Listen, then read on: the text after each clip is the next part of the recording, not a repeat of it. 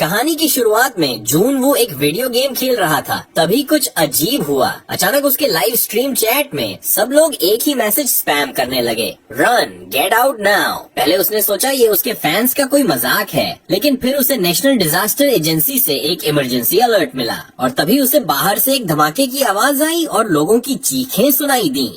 Confuse होकर जून वो balcony पर गया। वो देखकर शॉक्ड रह गया। बाहर की दुनिया पूरी तरह से कैओस में थी। लोग बिल्डिंग से बाहर भाग रहे थे, सभी पैनिक में थे। एक फायर ट्रक कंट्रोल से बाहर होकर क्रैश हो गया और उसने देखा एक आदमी दूसरे आदमी को काट रहा था। उसे समझ ही नहीं आया क्या हो रहा है। तभी एक औरत अपनी बेटी को बचाने के लिए एक किचन नाइफ लेकर भागी, लेकिन जैसे ही वो अपनी बेटी के पास पहुंची, उसकी खुद की बेटी उस पर झपट पड़ी और उसे जानवर की तरह काटने लगी। जून वो ये सब देखकर डर के मारे कांपने लगा। उसे समझ नहीं आ रहा था अब क्या करे और तभी जोर से उसके दरवाजे पर दस्तक हुई। उसने पीपोल से देखा तो सब कुछ नॉर्मल लग रहा था। क्यूरियस होकर उसने दरवाजे का हैंडल पकड़ा, लेकिन जैसे ही उसने दरवाजा खोला एक आदमी अंदर घुस आया। जून वो डर के पीछे हट गया। वो आदमी उसका पड़ोसी सांगचुल था। दोनों की आपस में ज्यादा बनती नहीं थी। जून वो उससे वहाँ से जाने को कहता है, लेकिन सांगचुल उसे विनती करता है, प्लीज मुझे सिर्फ तुम्हारा बाथरूम यूज करना है, बस उसके बाद चला जाऊंगा।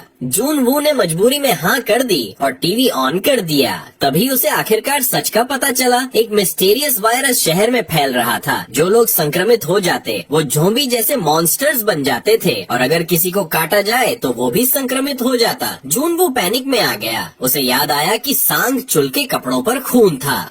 जून वो डर गया और तुरंत किसी हथियार की तलाश में लग गया। तभी सांग चुल बाथरूम से बाहर आया। जून वो ने एक चाकू उठाया और जोर से चिल्लाया, बाहर निकल जाओ। सांग चुल कहने लगा कि वो बिल्कुल ठीक है, लेकिन अगले ही पल उसकी आंखें खून से लाल हो गईं और फिर कुछ डरावना होने लगा।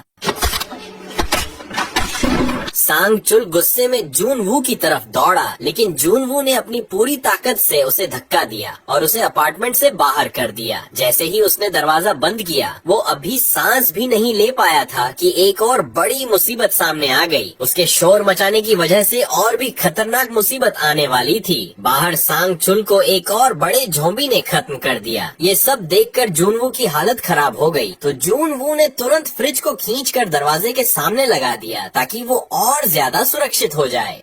उसने तुरंत अपने माँ बाप को कॉल किया ये जानने के लिए कि वो ठीक हैं या नहीं, लेकिन किसी ने फोन नहीं उठाया। थोड़ी देर बाद उसकी माँ का मैसेज आया, हम अभी के लिए सेफ हैं, तुम घर के अंदर ही रहो और रेस्क्यू का इंतजार करो। रात होने पर जून वू ने अपने पास बची हुई थोड़ी सी खाने की चीजें चेक की।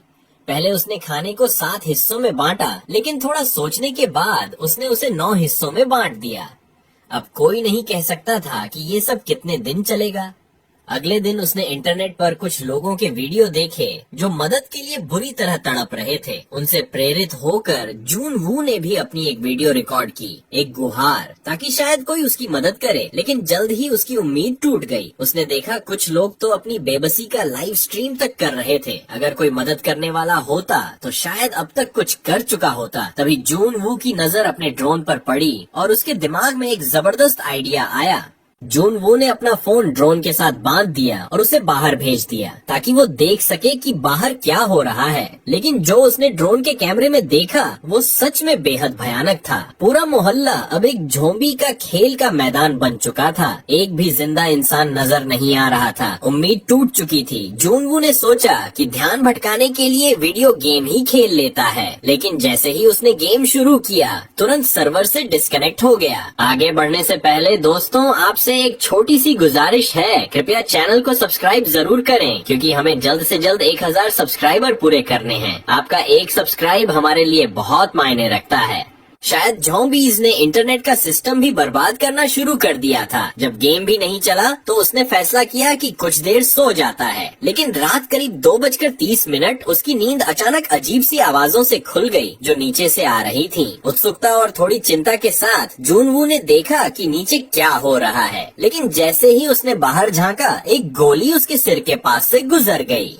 नीचे एक लेडी कॉप ज़ॉम्बीज से लड़ रही थी। वो बहुत ही हिम्मत वाली और बेखौफ थी, लेकिन उसकी गनफायर की आवाज और ज्यादा ज़ॉम्बीज को अपनी तरफ खींच रही थी। और सबसे बुरी बात ये थी कि उसकी गोलियां खत्म हो चुकी थीं। जैसे ही उसने रीलोड करने की कोशिश की, एक ज़ॉम्बी ने उस पर झपट्टा मारा और उसे जमीन पर गिरा दिया। बाकी ज़ॉम्बी भी तुरंत उस पर टूट पड़े और उसे दबोच लिया गया। एक बेहद निराशा के पल में उस लेडी कॉप ने अपनी गन अपने सिर पर रख दी। वो अपना आखिरी फैसला लेने के लिए तैयार थी, लेकिन वो ऐसा कर नहीं पाई। दो ज़ॉम्बीज ने उसके हाथ पकड़ लिए और उसे घसीटकर पार्किंग गैराज की तरफ ले गए। और वहाँ नीचे तो और भी ज्यादा ज़ॉम्बी भरे हुए थे। ये सब ऊपर से देखकर जूनवू और सह नहीं सका। उसने पूरी ताकत से चिल्लाया ताकि ज़ॉम्बीज का ध्यान उस कॉप से हट जाए, लेकिन सब कुछ पहले ही बहुत देर हो चुकी थी। न सिर्फ वो कॉप बच पाई, बल्कि उसकी चीख ने कुछ और ज्यादा खौफनाक को अपनी तरफ खींच लिया। अचानक एक जोर का धमाका हुआ। जूनवू के दरवाजे के सामने जो फ्रिज उसने अड़ाया था, उसे किसी ने जोर से लात मारकर तोड़ दिया।